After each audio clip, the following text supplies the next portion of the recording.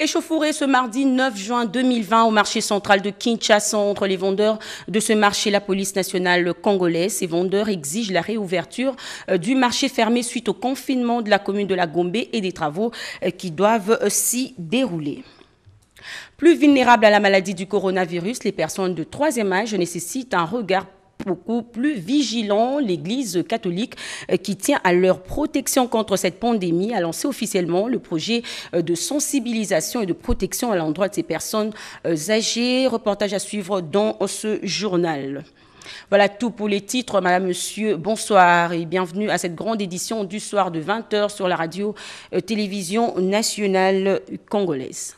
Situation épidémiologique en République démocratique du Congo, la courbe est toujours ascendante. Les pays comptent à ce jour 4 259 cas au coronavirus, dont 90 décès et 539 personnes guéries, 179 cas détectés après investigation, nous rapporte le secrétariat technique de lutte contre le coronavirus.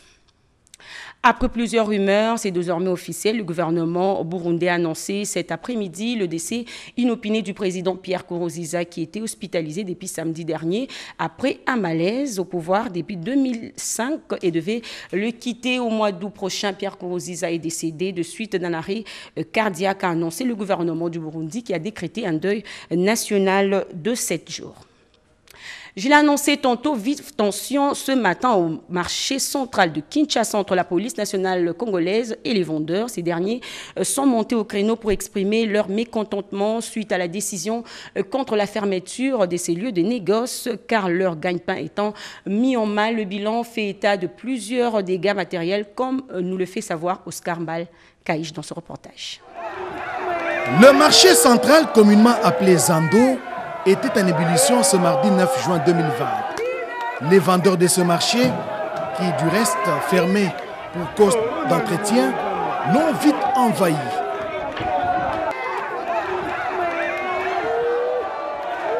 Fatigués de rester à la maison, ces commerçants ont tenté de reprendre par force leurs activités commerciales au mépris des mesures barrières pour lutter contre la pandémie du coronavirus. Ce qui a provoqué des heurts avec les éléments de la police nationale congolaise déployés au grand marché pour rétablir l'ordre. Les badauds en ont profité pour faire la loi. Ces affrontements entre vendeurs et forces de l'ordre ont fait des victimes et des blessés de part et d'autre. C'est un dossier à suivre. Où sommes-nous avec la proposition de loi organique portant création, organisation et fonctionnement de l'Agence nationale de lutte contre le coronavirus? Eh bien, les députés nationaux membres de la commission politique, administrative et juridique viennent d'élaborer un rapport qui sera présenté prochainement à la plénière du 12 juin prochain. Sylvie Moembo nous en parle. Au cours de la plénière de ce mardi 9 juin 2020, le rapport de la commission politique, administrative, juridique sur la loi organique portant création, organisation et fonctionnement de l'Agence nationale de lutte contre la corruption a été présenté. Sous la conduite de la présidente de la Chambre basse du Parlement, Janine Mabunda Lioko, le débat s'est ouvert pour l'enrichissement du texte de loi proposé. Des différentes interventions, il y a lieu d'épingler celle du député national d'Élysée Sanga qui voit dans le modèle proposé une lourdeur et une possible collusion avec les missions dévolues au parquet. Il ajoute que cette agence devrait rester dans la prévention de la corruption. L'honorable Boris Mboukou, quant à lui, s'est dit pas convaincu sur le fondement constitutionnel d'une telle agence et fustige son caractère budgétivore. Est-ce un service public ou service du pouvoir judiciaire ou une institution d'appui à la démocratie jouissant d'une totale indépendance? S'est interrogé l'élu de Kikwit. La commission va revenir le 12 juin prochain pour essayer de rencontrer toutes les préoccupations des élus légitimes du peuple et permettre le vote article par article de la proposition de loi sous examen. Le gouvernement estime que nous devons apprendre à vivre avec la Covid-19. Ce mardi, la réunion du comité de conjoncture sous la direction du Premier ministre Ilunga Ilunkamba a évalué la situation économique qui tourne au ralenti suite à la crise sanitaire. Françoise Boulabouaki. L'impact de la crise sanitaire sur l'économie et le social. Ce mardi 9 juin 2020, autour du Premier ministre Ilunga Ilunkamba, la réunion du comité de conjoncture économique a fait une nouvelle évaluation. Selon le vice-premier ministre, ministre du Plan, 11 provinces sont touchées. La collecte de recettes rendue difficile, le gouvernement se tourne vers la relance de l'économie par les secteurs porteurs. Le gouvernement s'engage à chercher des voies et moyens pour tourner son économie au niveau interne, à exploiter nos biens de première nécessité, en nous tournant plus vers les secteurs productifs, l'agriculture, la pêche et l'élevage, le développement rural. Avec l'état d'urgence doublé du confinement de la Gombe, centre des affaires, le gouvernement constate que le chômage grimpe. Nous devons apprendre à vivre avec la maladie, renchérit Élisée Mounembwe. Le gouvernement va faire un effort en ce qui concerne les finances publiques, de pouvoir gérer d'une manière orthodoxe pour essayer d'améliorer la condition de vie de nos populations. Nous devons apprendre à vivre avec la maladie. Il y a des problèmes de chômage, il y a des problèmes de fermeture de beaucoup de sociétés et cela impacte négativement la vie de la société. Le dernier conseil des ministres a décidé que le gouvernement Ilunkamba devait travailler sur la stabilité macroéconomique et la relance de l'économie, beaucoup plus sur la stabilité de la dépendance extérieure. Autre actualité, le nouveau plan d'action de riposte contre la maladie à virus Ebola et le coronavirus dans la province de l'Équateur a été adopté ce mardi 9 juin par les membres du comité de coordination provinciale et autres partenaires de la santé. Ce plan qui recommande principalement de limiter la mobilité des contacts s'étale sur une durée de 4 mois. Regardez. La province de l'Équateur enfin dotée d'un plan stratégique de riposte contre Ebola et Covid-19. Ce plan a été adopté ce lundi 8 juin 2020 au cours d'une séance de travail sous la coordination du ministre national de la Santé, le Dr Eteni Longondo, en présence des autorités provinciales ainsi que de différents partenaires. À en croire le directeur de la surveillance épidémiologique, le Dr Aruna Abedi, le budget est estimé à environ 16 millions de dollars américains pour une durée de 4 mois. Ce plan a été élaboré en tenant compte de certains principes et de certaines orientations. D'abord, la couverture santé universelle, comme on l'a dit, des plans de développement sanitaire, des PANS et aussi de la surveillance intégrée troisième version. Et nous avons aussi capitalisé les acquis des épidémies antérieures. C'est ce qui nous a permis de constituer ces nouveaux plans de riposte Ebola dans la province de l'Équateur. Et ici, la particularité, on a voulu aussi insister sur la sécurité, la vaccination bien entendu, et aussi préparer des zones de santé voisines, pourquoi pas les provinces qui nous entourent, tout en évitant la propagation de la maladie. Donc ces zones-là, les provinces voisines, doivent être en mode de préparation. Bon, c'est un plan de 4 mois, mais l'épidémie, je pense, on ne peut pas dire. Notre souhait est qu'on puisse rapidement mettre fin à cette épidémie. Il y a des éléments sur terrain qui ne dépendent pas de nous, mais si ça dépendait de nous, c'est en quelques semaines qu'il faut mettre fin à cette épidémie. Signalons par ailleurs que ce plan a été mis sur pied grâce aux efforts conjugués par l'équipe provinciale de la riposte, ensemble avec le partenaire technique et financier. Autre chose, la République démocratique du Congo vient de se doter d'un programme national de développement de l'entrepreneuriat. L'Office de promotion des petites et moyennes entreprises congolaises, OPEC, chargé d'exécuter ce programme, a reçu la visite du ministre des classes moyennes et petites entreprises, nous dit David Moubinga. Aussitôt après l'adoption par la 34e réunion du Conseil des ministres présidé par le chef de l'État, Félix-Antoine Tshisekedi Tshilombo, le vendredi 5 juin 2020, du Programme national de développement de l'entrepreneuriat du Congo, Pronadec en sigle, le ministre des classes moyennes, petites et moyennes entreprises et artisanat, Justin Kalumba Mwanangongo, a effectué pour la première fois depuis l'adoption du Pronadec une visite des incubateurs de l'Office de promotion des petites et moyennes entreprises congolaises OPEC en sigle, ce lundi 8 juin 2020. Cette visite a une grande signification, celle du passage à la phase d'exécution du PRONADEC. Et l'OPEC a été choisi parce que c'est la maison même de l'entrepreneuriat congolais qui sera transformée dans les tout prochains jours en Agence nationale de développement de l'entrepreneuriat congolais, ANADEC. Nous sommes au lendemain de l'adoption d'un programme extrêmement important pour le secteur des classes moyennes, petites et moyennes entreprises. C'est l'adoption par le Conseil des ministres depuis vendredi passé du programme national du développement de l'entrepreneuriat au Congo. C'est une première d'avoir tout un programme sur comment on va développer l'entrepreneuriat dans notre pays. C'est un programme qui est à la fois ambitieux, mais il est pratique et il est réaliste. Il est surtout holistique. Il aborde cette question-là, cette problématique sur plusieurs angles. Et ça, c'est important parce que ça va nous permettre d'avoir la synergie de l'ensemble du gouvernement et de l'ensemble des ministères qui sont impliqués dans l'entrepreneuriat autour de cet objectif qui est extrêmement important. Et alors, maintenant que ce programme est adopté, vous savez très bien que sur cette question-là, nous avons un organe technique qui est très important aussi, c'est l'OPEC. Alors, le premier pas qu'il fallait faire, c'est d'aller voir dans quelles conditions travaille l'OPEC et dans quelle mesure l'OPEC peut être redimensionné, restructuré pour accompagner ces programmes. L'intégralité de ce reportage juste après ce journal. Cela fait exactement 20 ans depuis que la ville de Kisangani, nous sommes dans la province de la Chopo, était le théâtre d'affrontements meurtriers entre l'armée rwandaise et l'armée ougandaise. Des affrontements qui ont fait des centaines de morts pour le contrôle des richesses minières de cette région. Les victimes de ces atrocités et la société civile se sont souvenus ce 5 juin de ce moment sombre de l'histoire de leur province et plaident pour la réparation. Suivez.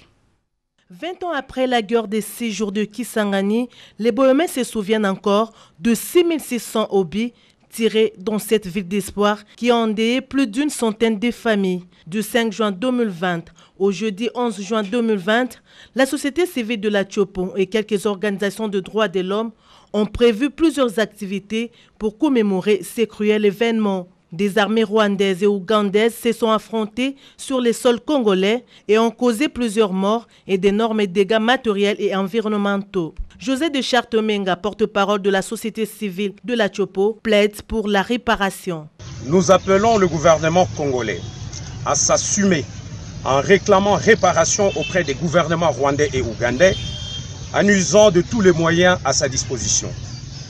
Nous appelons l'Organisation des Nations Unies, l'ONU, à instituer des chambres spéciales sur le Congo en matérialisant le contenu de son rapport mapping. Enfin, que la justice congolaise, qui se veut indépendante, ouvre des dossiers sur ces massacres de Kisangani, car d'autres présumés auteurs sont encore en circulation en République démocratique du Congo. Entre-temps, les victimes de cette barbarie ne cessent de témoigner de leur pénible histoire et réclament la justice. C'est pénible de perdre des êtres chers. Ce que nous avons vécu, c'est une histoire qui ne quitte jamais notre esprit. Nous avons perdu nos enfants et maris. Nous réclamons réparation et que la justice soit faite. Le dépôt d'une plainte en justice contre les présumés auteurs de cette guerre est prévu pour le 11 juin 2020, toujours à Kisangani dans la province de la Chopo. Rappelons que la Cour internationale de justice avait pourtant rendu un arrêt depuis 2005 demandant à l'Ouganda et le Rwanda de réparer le préjudice causé sur les territoires congolais. Le gouvernement congolais multiplie des stratégies pour lutter contre le coronavirus. Une délégation de l'Union européenne vient de séjourner à Kinshasa pour apporter un plus dans la lutte. Cette délégation, avant de regagner l'Europe, a rencontré tour à tour le président de la République, le Premier ministre et autres autorités du pays, nous dit Janine Kalinga. Aussitôt arrivée à Kinshasa, la délégation de l'Union européenne est allée à l'Institut national de recherche biomédicale pour accéder à la source du tableau de la situation de la pandémie de la maladie à Covid-19 et à l'organisation de la riposte mise en place par l'INRB sous la supervision du professeur Dr Jean-Jacques Muyembe Tanfoum. Après le passage à la présidence de la République et à la primature, les émissaires ont accompli une autre phase de leur agenda qui a consisté à un échange avec les acteurs humanitaires et les représentants de la société civile. Et ce, avant d'être face à la presse pour dresser les contours d'une intervention humanitaire qui ne bénéficie pas seulement à la République démocratique du Congo, mais aussi à d'autres pays sur le continent africain. Il est bien évident que le plan aérien humanitaire européen n'a de sens que si les capacités transformées soient relayées par les ONG et les acteurs du terrain. Nous allons demain à Goma, c'est bien pour constater ensemble avec les ONG et avec les autorités congolaises que les choses se mettent bien en œuvre. Le pont aérien humanitaire est le produit d'un effort conjoint déployé par l'Union européenne, la France, la Belgique et les organisations d'aide humanitaire en coopération avec les autorités de la République démocratique du Congo. Des équipements de protection contre le coronavirus pour la population de Matete, Kinsenso, c'est le conseiller du chef de l'État en charge de travail province sociale, Tars Mwimbi, qui les a offerts par l'entremise de cellules de base de l'UDPS, communément appelée parlementaire debout. C'est pour soutenir la vision du président de la République, Félix-Antoine Tshisekedi Tshilombo, en traduisant en actes ces mesures édictées contre la propagation de la pandémie du Covid-19, qu'une équipe de dirigeants des cellules de base de l'Union pour la démocratie et les progrès sociaux, UDPS, communément appelée parlementaire debout, est descendue dans les quartiers périphériques des communes de Matete et de Kinsenso pour sensibiliser non seulement leurs combattants, mais aussi et surtout la population quinoise au respect strict de mesures barrières. C'était au cours d'une campagne de distribution gratuite de plus de 500 000 cache-nez et de plusieurs cartons de savon liquide et autres solutions hydroalcooliques organisées le week-end dernier à l'initiative du conseiller du chef de l'État au Collège Travail et Prévoyance sociale, Tars Mwimbi Kalonji, en sa qualité du secrétaire national de l'UDPS. Un geste de solidarité vivement salué par la population en liesse et les parlementaires debout, leaders d'opinion, par la bouche de l'un de leurs, Roger Kabounisha. Merci, conseiller Tars. On a aidé le Parlement debout.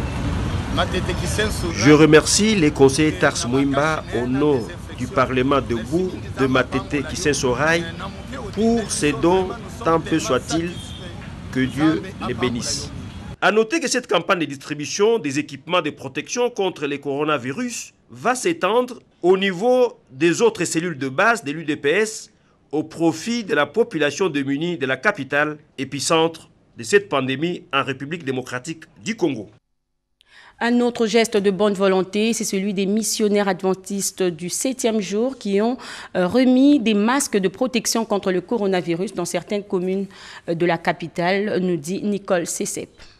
De sa mission humanitaire, une équipe de missionnaires adventistes du 7e jour, conduite par le pasteur Grégoire Mbaya, s'est rendue dans la commune de Ngaliema, Limete et Njili, où elle a remis des masques à la population en situation difficile pour se protéger contre le coronavirus. Occasion pour le pasteur Thomas Ongassa Aikabo de sensibiliser ses compatriotes sur le respect des normes d'hygiène et des gestes barrières pour limiter la propagation de cette pandémie qui a entraîné des milliers de morts à travers le monde. Les temps que nous sommes en train de vivre aujourd'hui, ce sont les moments difficiles et surtout avec la crise due à la Covid-19. Nous avons pensé amener l'espoir pendant ces jours incertains à notre population avec des études bibliques. Et après avoir fini la série d'études bibliques, il fallait une certification. C'est pourquoi nous les avons invités pour leur donner des diplômes ainsi que la Bible pour se protéger, aussi pour avoir de l'espoir. On a distribué aussi les masques. Pourquoi? Parce que comme la Bible le dit, donc le souhait du Seigneur, c'est que nous puissions prospérer à tous égards, même sur le plan de la santé. Nous prions le Seigneur, on se protège aussi avec les cache-nez pour éviter d'être atteint aux maladies de Covid-19. Au terme d'une série de formations sur l'étude de la Bible, organisée à l'intention de ceux qui ont accepté Jésus-Christ comme Seigneur et Sauveur, chaque participant a eu droit à une Bible et un diplôme.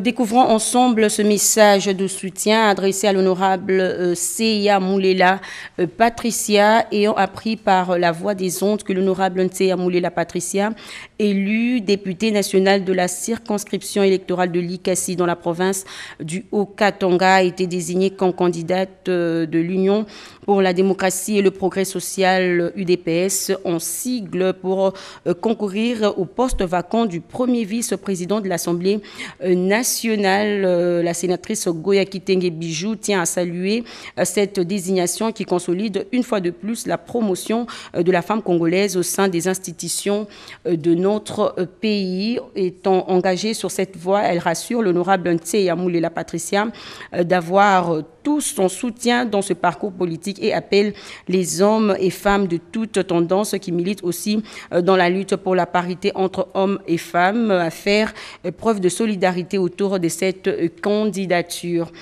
Par la même occasion, la sénatrice Ngoya Kitenge Bijou félicite et remercie le camarade Félix Antoine Tshisekedi Tshilombo pour le choix et la confiance portée sur l'une des dignes filles du pays pour briguer à ce poste hautement stratégique. Puisse l'Éternel, notre Dieu, assister l'honorable Nseya Moulela Patricia tout au long de ce processus qui s'annonce à la Chambre basse du Parlement, faite à Kinshasa le 9 juin 2020. Sénatrice Ngoya Kitenge Bijou. Poursuivons ce journal. L'Église catholique, à travers Caritas Congo, tient à protéger les vieillards de la maladie à coronavirus, ce qui justifie le lancement du projet de sensibilisation des populations et protection des personnes vulnérables contre cette pandémie. Le cardinal Fridolin Ambongo a lancé officiellement ce projet ce mardi 9 juin. Dada Chabani. Sont utilisés en cas de syndrome de détresse respiratoire dû au Covid-19. Les respirateurs, c'est cet outil rare dans le service de réanimation en République démocratique du Congo qui reçoit à ce jour la formation hospitalière médecin de nuit pour la prise en charge des patients Covid-19. Répondant ainsi à l'appel du chef de l'État Félix Antoine Tshisekedi pour un élan de solidarité, TMB vient remettre à l'hôpital médecin de nuit près de 3 respirateurs pour les soins intensifs. Geste qui vient amplifier les autres posés en amont dans le cadre de la lutte contre cette pandémie. Le don arrive à point nommé. Nous avions du matériel qui est arrivé et la TMB vient en appui aussi à ce moment-là. Je pense qu'on est assez équipé pour pouvoir prendre en charge les patients qui pourront être atteints de la pneumonie au SRS Covid. Quand on voit la valeur de ce don et quand on voit la qualité des machines qui nous ont été offertes, je pense qu'il faut savoir apprécier les choses à leur juste valeur. Nous avons résolu d'apporter notre don à l'hôpital médecin de nuit pour pouvoir apporter aussi notre contribution à cette lutte à travers des respirateurs. Parce que depuis le début de la crise sanitaire, nous avons beaucoup entendu parler des respirateurs qui manquaient. Au pays, on n'en avait pas suffisamment. Et c'est comme ça que nous, la TMB également, nous avons résolu de venir aujourd'hui faire ce don de ces 3 respirateurs. Acquérir des équipements pour faire face au Covid-19 pendant cette période de crise sanitaire relève d'un parcours de combattants, ou presque, au regard surtout du coût énorme que cela implique. Et ces gestes de la TMB apportent un plus dans la prise en charge des formes sévères du Covid-19.